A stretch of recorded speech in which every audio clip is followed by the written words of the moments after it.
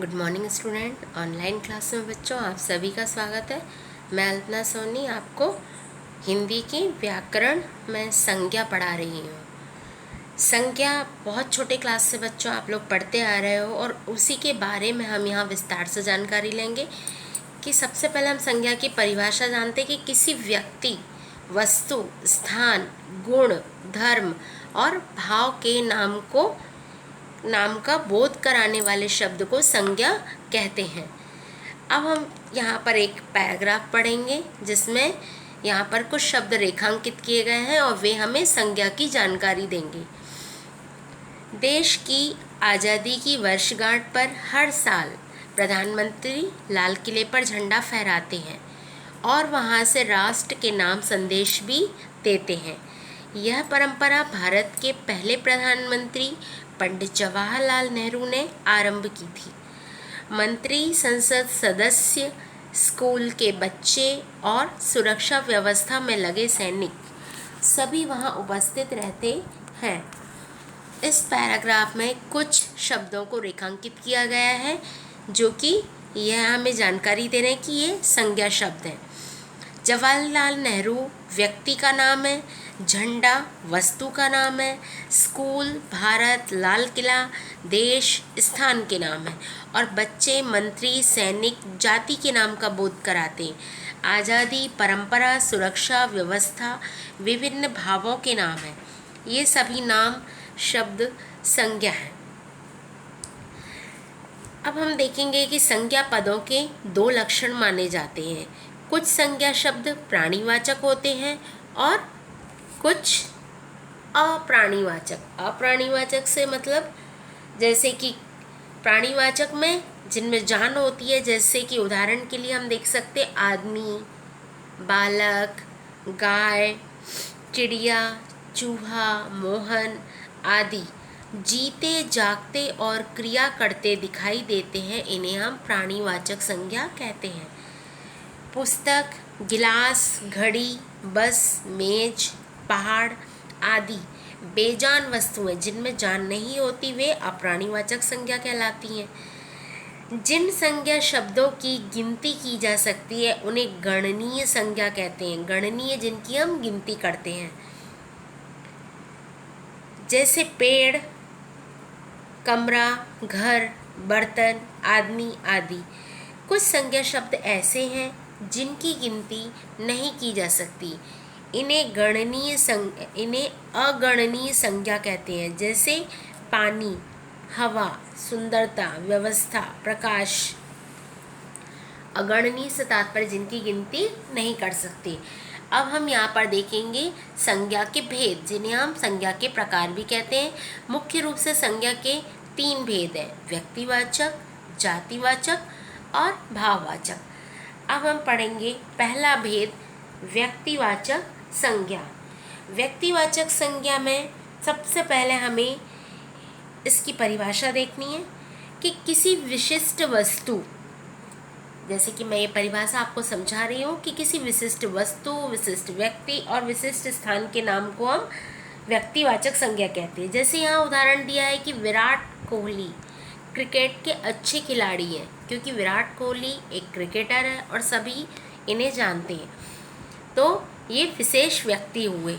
हमारा देश भारत महान है, क्योंकि भारत देश की बात कर रहे हैं, ये भी विशेष बता रहा है। दादी जी रामचरितमानस का पाठ करती हैं, क्योंकि रामचरितमानस भी विशेष किताब है, तो यहाँ पर व्यक्तिवाचक संज्ञा होगी। अब हम देखते हैं यहाँ पर कुछ उदाहरण दिए हैं और परिभाषा कि विशिष्ट वस्तु, विशिष्ट व्यक्ति, विशिष्ट स्थान के नाम को व्यक्तिवाचक संज्ञा कहते हैं। जैसे व्यक्ति के बारे में हम बात करें तो महात्मा गांधी, राहुल द्रविड़, आमिर खान, लता मंगेशकर, साइना नेहवाल, अन्ना हजारे, प्रेमचंद, यानी कोई भी विशेष व्यक्ति के बारे में हम बात कर सकते हैं। स्थान बोलेंगे तो सभी देशों के नाम या विशेष जगह, जैसे भारत, जापान, चेन्नई, लद्दाख, मुंबई, छत्तीसगढ़, ऐसे बहुत सारी जगह दी हैं यहाँ पर। ये सारे विशेष स्थान के बारे में बताते हैं। और वस्तु की बात करें तो रामचरितमानस एक विशेष किताब, कोलगेट एक ब्रांडेड कहना चाहिए, एक हम अपने पेस्ट की बात कर रहे हैं, टूथपेस्ट। पैराशूट नारियल तेल की बात कर रहे हैं। पार्कर पेन, टाइटन घड़ी, पियर्स साबुन, जिलेट ब्लेड। ये इस तरह से हमने कुछ नाम लिए जो विशेष वस्तु के बारे में हमें जानकारी दे रहे हैं, तो ये व्यक्तिवाचक संज्ञा होगी। अब हम आते हैं दूसरा भेद, जातिवाचक संज्ञा। जैसे कि यहाँ पर उदाहरण दिया है कि बंदर पेड़ पर बैठे हैं, तो सबसे पहले हम जातिवाचक संज्ञा की परिभाषा देखते हैं कि जो संज्ञा शब्द किसी प्राणी, स्थान, वस्तु आदि की संपूर्ण जाति का बोध कराता है, वे जातिवाचक संज्ञा कहलाते हैं। जैसे हम सभी तरह के फूल हैं, पेड़ हैं, सभी तरह के जानवर हैं, और जो विशेष व्यवसाय से संबंधित है, जैसे डॉक्टर, अध्यापक, नेता, ये इस तरह के व्यवसाय से संबंधित लोगों को भी हम जातिवाचक संज्ञा में ही लेंगे। उदाहरण यहाँ दिया है, बंदर पेड़ पर बैठे हैं, तो ये बंदर की जाति के बारे में हमें बता रहे हैं। बगीचे में फूल खिले हैं, तो फूल के बारे में पता चल रहा है, तो यह जातिवाचक संज्ञा कहलाएगी।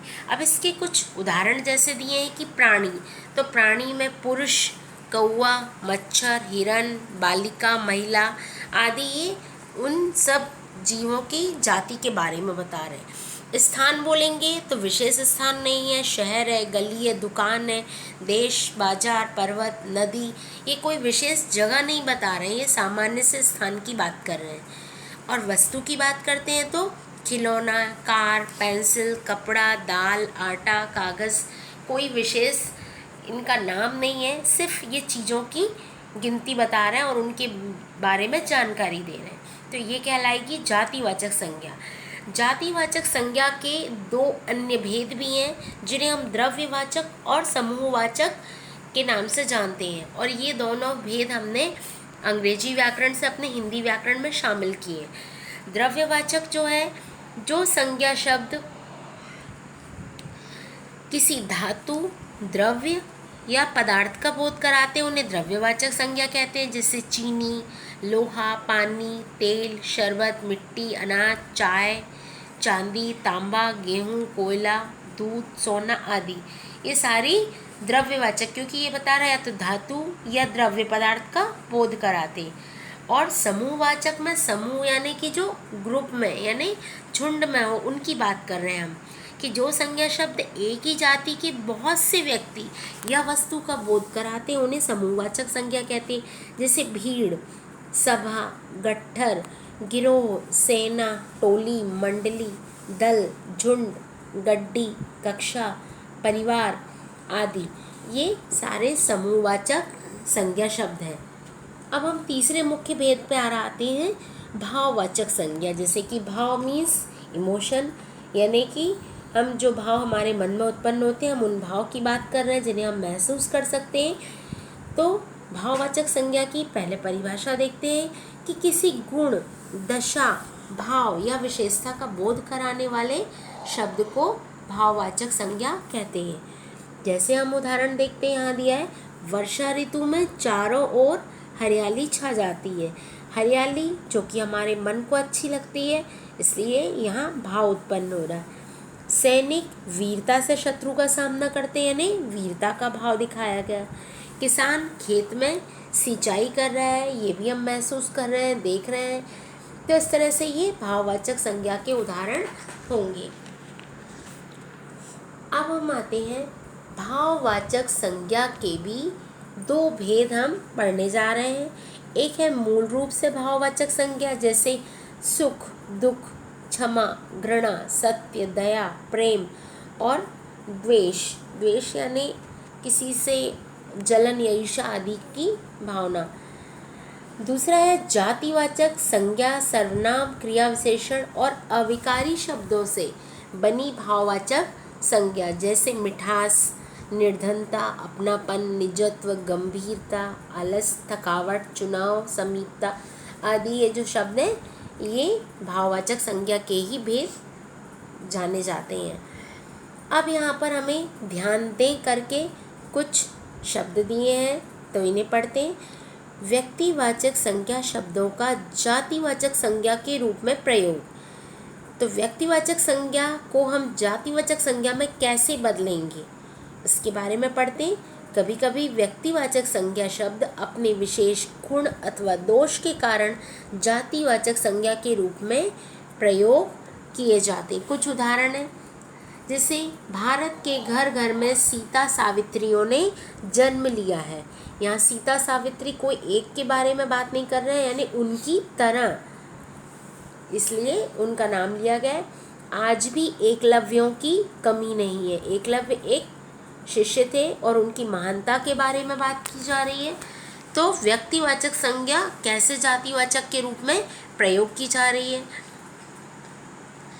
अब हम देखते हैं नीचे यहाँ पर अन्य प्रयोग भी दिए हैं कि जातिवाचक संज्ञा शब्दों का व्यक्तिवाचक संज्ञा के रूप में प्रयोग, यानी हम जातिवाचक संज्ञा को कैसे व्यक्तिवाचक के रूप में बदल सकते हैं।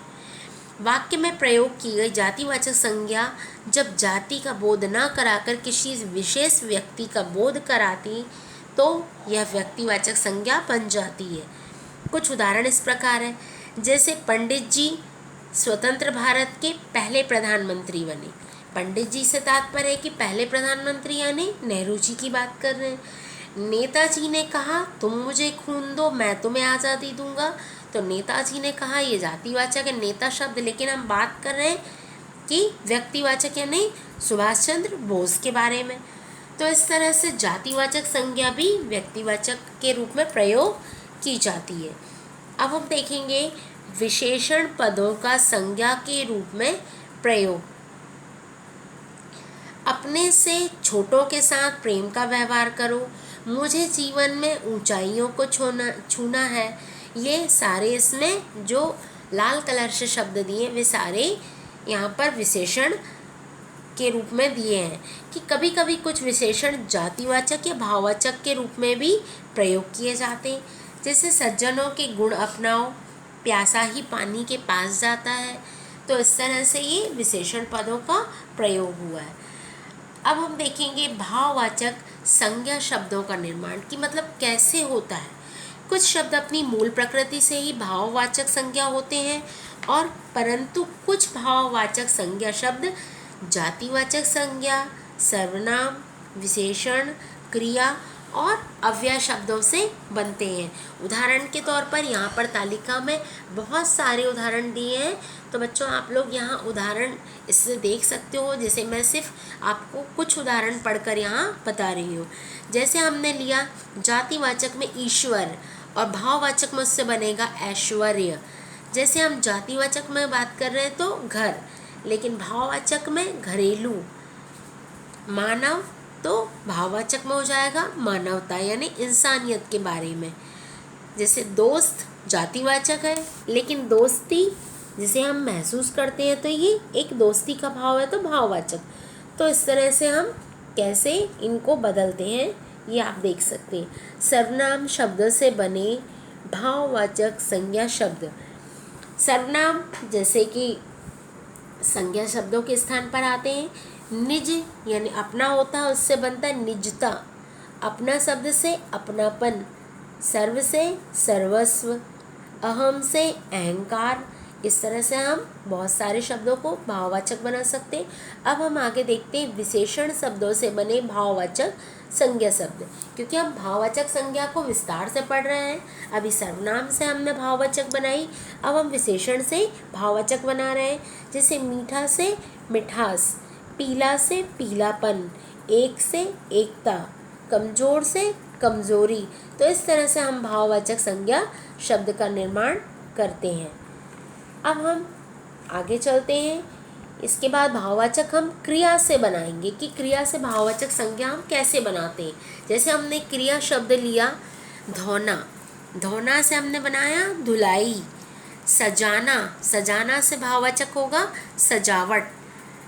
जीना से जीवन। तो इस तरह से हम जो भी क्रिया शब्द लेंगे, मुस्कुराना से मुस्कुराहट, ऐसे क्रिया से भाववाचक संज्ञा बनते जाती हैं। अब हम आते हैं अव्यय। अव्यय शब्द से बने भाववाचक संज्ञा शब्द। अव्यय होता है जैसे ऊपर, हमने एक शब्द लिया इससे बनाया ऊपरी। वाह से वाहवाही, निकट से निकटता, बाहर से बाहरी, भीतर से भीतरी और समीप से सामीप्य। या समीपता, जिसका अर्थ होता है पास। तो इस तरह से हमने भाववाचक संज्ञा शब्द को बनाने के लिए क्रिया, अव्यय और विशेषण, सर्वनाम, इन सभी का प्रयोग किया। तो भाववाचक संज्ञा जो मन के भावों के साथ जुड़ी रहती है और जिसे हम महसूस करके व्यक्त कर सकते हैं। तो बच्चों, ये थे आपके संज्ञा के प्रकार और उनके उदाहरण जो मैंने यहाँ पर दिए। और आप इसके प्रश्नोत्तर भी जैसे किताब के साथ है वैसे किताब में करेंगे, कॉपी के प्रश्न कॉपी में करेंगे। आज की क्लास के लिए बच्चों थैंक यू।